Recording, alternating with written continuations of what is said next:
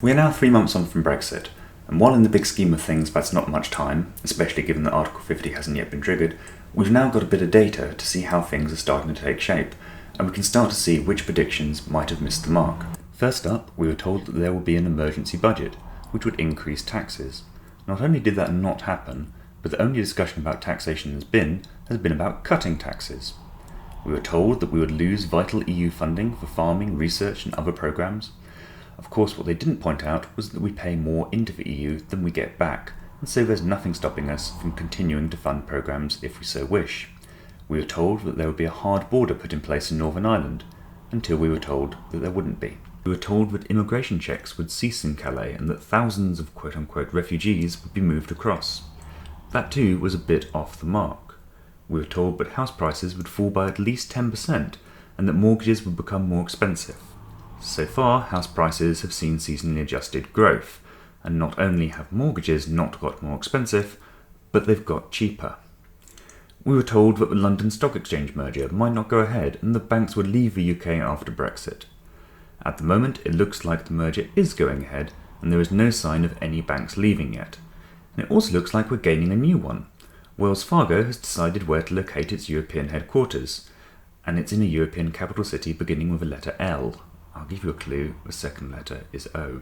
So here's what's happened with the FTSE. We were told markets would crash, they appear to have crashed upwards. We were told that Brexit would lose around 1 million jobs. So far, unemployment has slightly fallen. Consumer spending is up, exports are up. To be fair, one of the reasons exports are up is due to a devaluation of the pound. We are now roughly 8% more competitive. That does have a knock-on implication for inflation, but before the referendum we were running at 0.3%.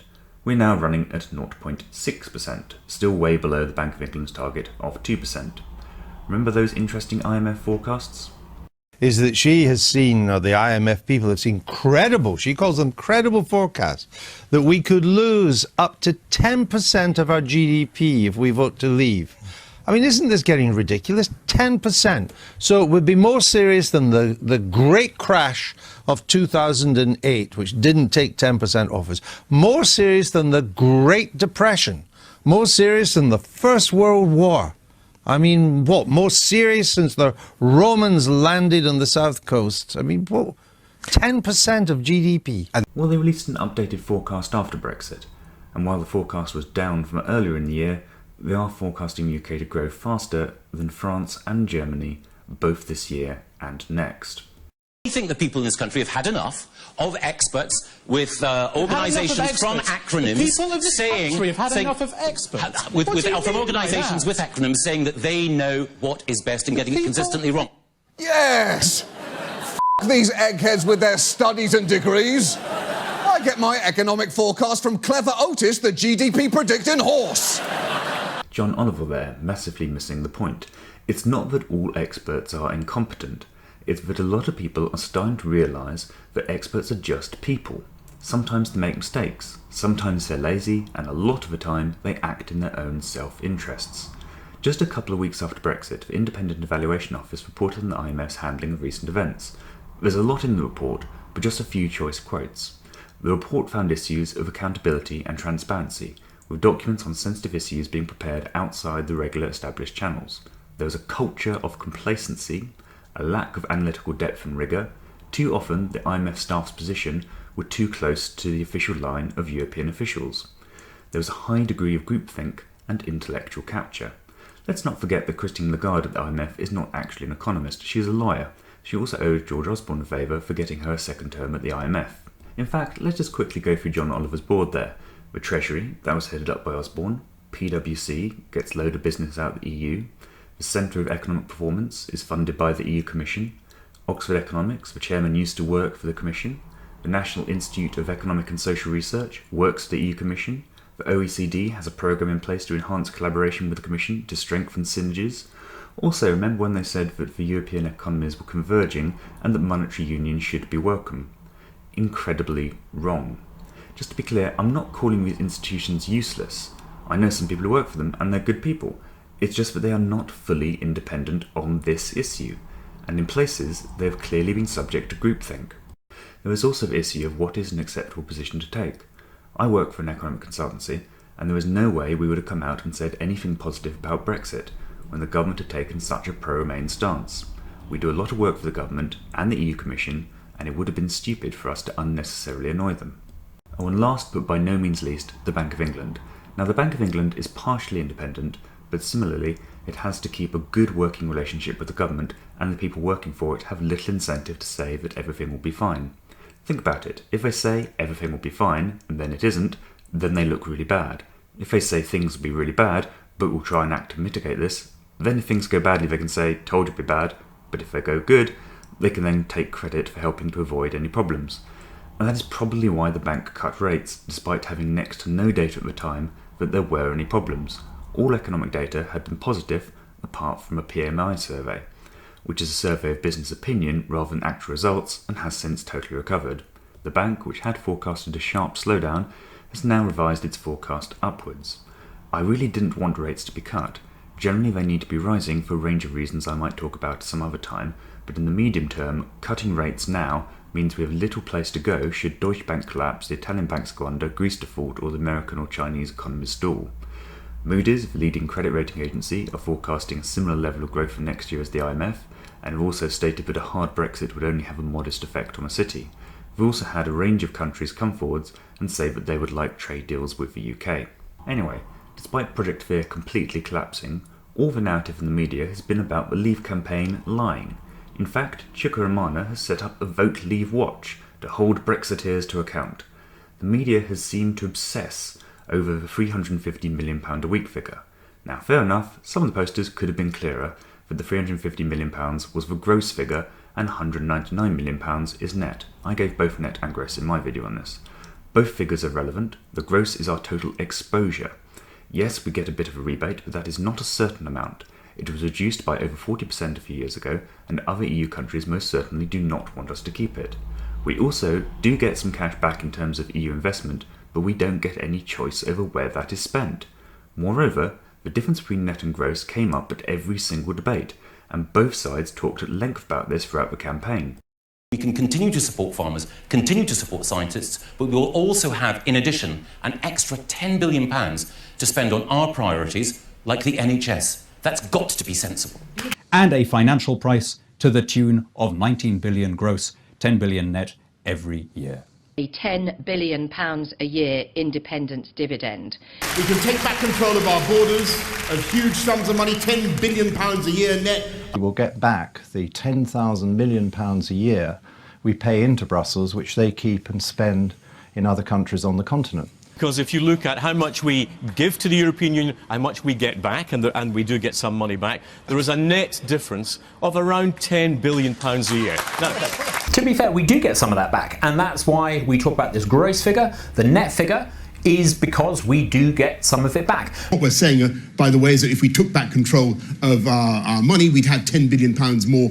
If I ask you how much you earn, and you tell me 30,000, are you telling me the sum after tax and national insurance in your household bills? Of course you're not. The point is that £350 million a week is exactly what the Office for National Statistics say is the amount due to the EU. The point is that 25% of it, roughly, is then given back to us in the form of a rebate, which the EU controls. That only lasts till the end of this decade. Another 25% comes back in subsidies. Again, the EU controls it. And £10 billion a year goes to the EU, which we never see again. Our total contribution is 350 million a week. And in the end of the day, every which way you cut this, for every £2 we pay in, we get £1 back. These are significant amounts of money, which I think I'd rather have politicians at Westminster decide where they should go than the people in Brussels. £19 billion gross, £11 billion net. Now, there's always a row about the numbers. Okay, the Leave side quotes the gross figure, and then the Remain side says, oh yeah, but some of that money is rebated and some of it's spent here. Absolutely true. But first of all, I think it's perfectly legitimate to quote the gross figure because that's what we normally do in politics, right? If I say to you, how much do you pay in council tax, I'm guessing you'll tell me what you actually pay. You don't say, well, I have to deduct what they take off on the value of the street lighting and the value of the bin collection. Also, is there anyone who would think, £199 million? That's not worth it. £350 million? Oh, yeah, I'll vote for that. We've also been repeatedly told that we didn't understand what we're voting for. It was a pretty simple vote. Do you want to remain in the EU or leave? Yes, there will be details that need to be worked through, and if we're not happy with what the government puts in place, we can vote them out at the next election. We've taken back the power from Brussels. I think Brexit has been a real wake-up to a lot of people that the mainstream media is not interested in providing balanced reporting. It has been about supporting a particular narrative. When a sole narrative is pushed through numerous outlets, it can create an ideological bubble. During the campaign, I was stopped about 5 or 6 times on the street around London by people trying to convince me to vote Remain. I asked each of them, who is the UK Commissioner? None of them knew. They were campaigning for something that they knew little about. Of course, not all Remain voters were like that, but for many it was about image. Since the vote, a dating website has been set up solely for Remain voters. I mean, how is that going to help expose people to a diversity of opinion?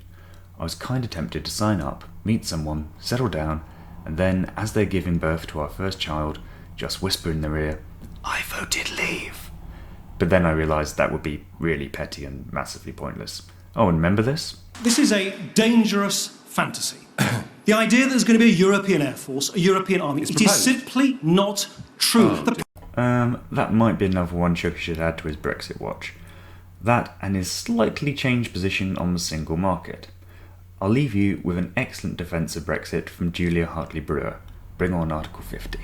I've got some news for all the Ramonas about the second referendum. That vote on the 23rd of June, that was the second referendum. We keep being told by Remain campaigners that, we just have no idea what's going to happen. We haven't got a clue. Well, we didn't have a clue, it turns out, back in 1975, those who got to vote what was going to happen. We didn't have a clue all the times there were major changes to our relationship to the EU without anyone ever bothering to ask the British people. It's amazing how many people who love the EU didn't think that democracy mattered for all those decades when they were handing over the democratic powers of our parliament to another body overseas. That's not an argument.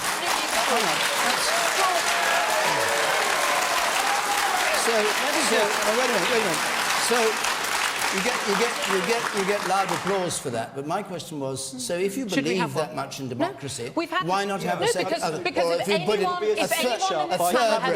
anyone on this panel had mentioned that we would need to have a second referendum to decide things afterwards, before we actually had that, absolutely. But Parliament voted, MPs voted to have a referendum, and the government sent out leaflets at your and my expense, £9 million, saying that the government would enact our decision. There was nothing about the need. No, the issue here is that every time there's a vote that's to do with the EU does exactly the same thing. If you don't vote the right way, we make you do it again. It happened in France, it happened in Ireland, it happened in Denmark. This is not going to happen here. So, Julia, if MPs try and stop this, you're scared of it. If MPs try and stop this happening, I will be first in the queue with my pitchfork outside Houses of Parliament. It should not.